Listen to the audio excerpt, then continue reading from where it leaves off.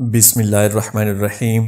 अस्सलामु अलैकुम वरहमतुल्लाहि वबरकातुहू। अल्लाह ताला के प्यारे हबीब हज़रत मोहम्मद मुस्तफ़ा सल्लल्लाहु अलैहि वसल्लम की आदत मुबारका ये थी कि जिस किस्म का खाना सामने आता उसे तनावुल फरमा लेते और ना ही किसी खास किस्म के खाने के लिए एहतमाम फरमाते। हमारे हुजूर नबी मोहम्मद सल्लल्लाहु अलैहि वसल्लम इन ग़िज़ाओं को उनके जायके और फ़वाइद की वजह से बहुत पसंद फरमाते थे। नंबर 1, खजूर। खजूर अहले अरब उमूमन खुराक के तौर पर इस्तेमाल करते थे। हुजूर नबी करीम सल्लल्लाहु अलैहि वसल्लम ने खजूर की बड़ी तारीफ फरमाई, खुसूसन अजवा खजूर की।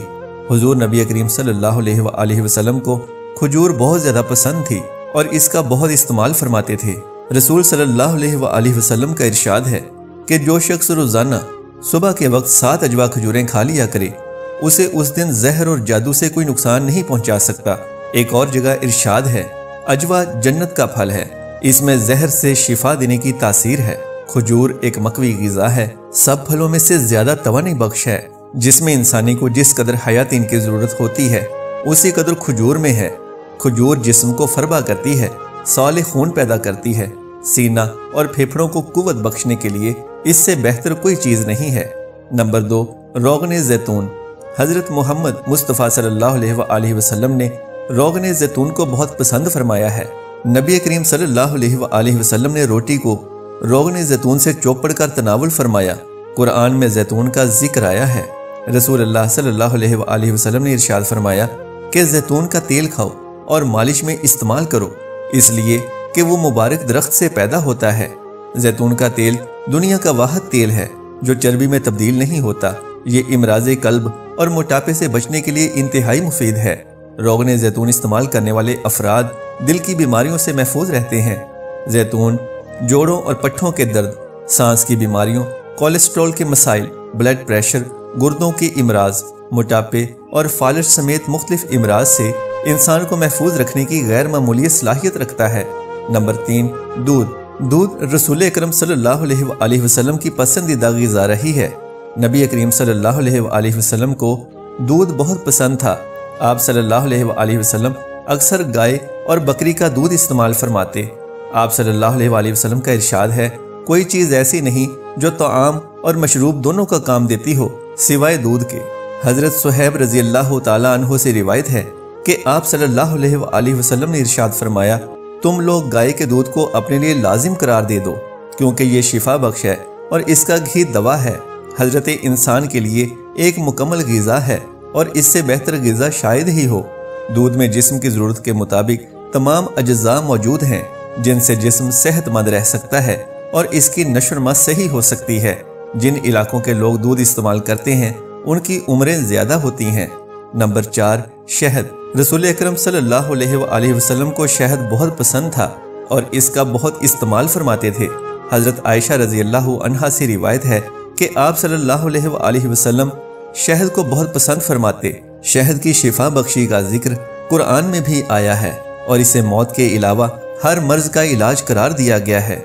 शहद के बारे में ये बात तयशुदा है कि ये बहुत से इमराज में मुफीद है और इसका इस्तेमाल जिस्म को इमराज से महफूज रखता है। तमाम तर काविशों के बावजूद अब तक शहद का मुतबादिल तलाश नहीं किया जा सका। शहद की एक खूबी इसके रस का जल्द असर करना और कुदरती एंटीबायोटिक होना है।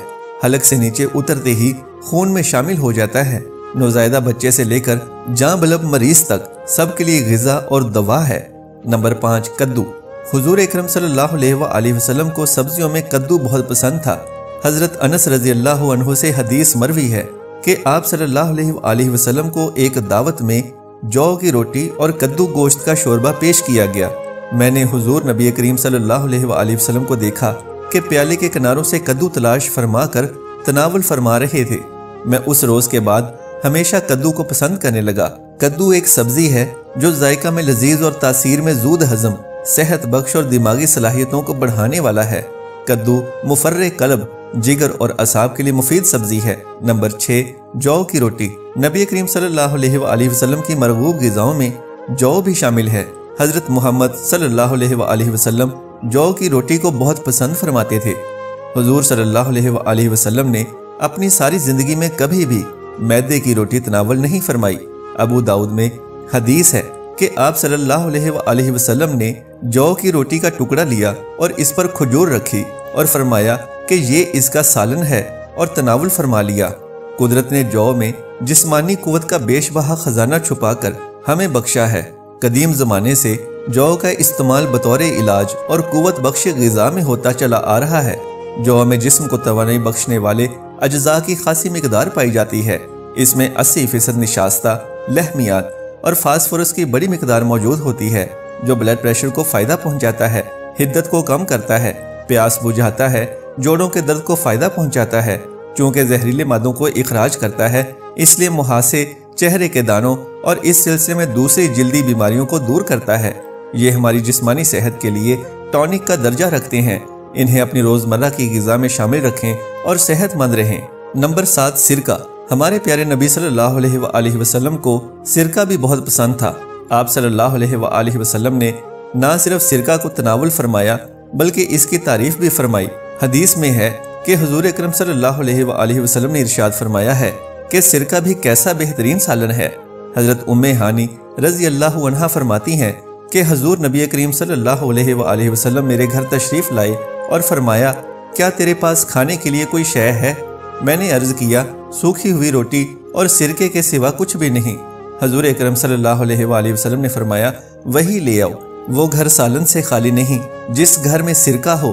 سرکہ کا استعمال ذیابیطس اور خون میں گلوکوز کی مقدار کو درست کرنے کے لیے فائدہ مند ہوتا ہے۔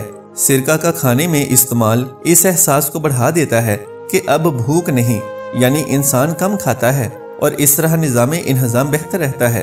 نمبر 8، گوشت۔ گوشت آپ صلی اللہ علیہ وآلہ وسلم کی مرغوب غذا تھی۔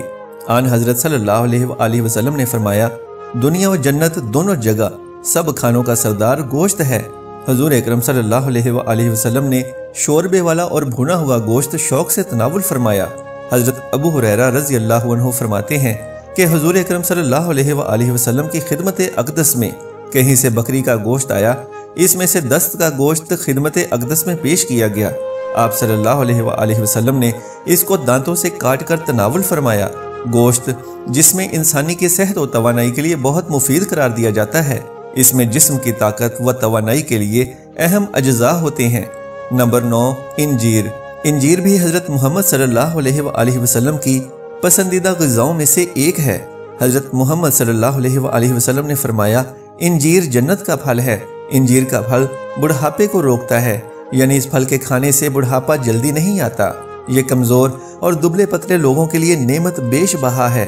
ماہرین طب کا کہنا ہے کہ روزانہ انجیر کھانے سے موٹاپے پر قابو پایا جا سکتا ہے۔ انجیر کے اندر پروٹین، معدنی اجزاء، شکر، کیلشیم، فاسفورس پائے جاتے ہیں۔ دونوں انجیر یعنی خشک اور تر میں وٹامن اے اور سی کافی مقدار میں ہوتے ہیں۔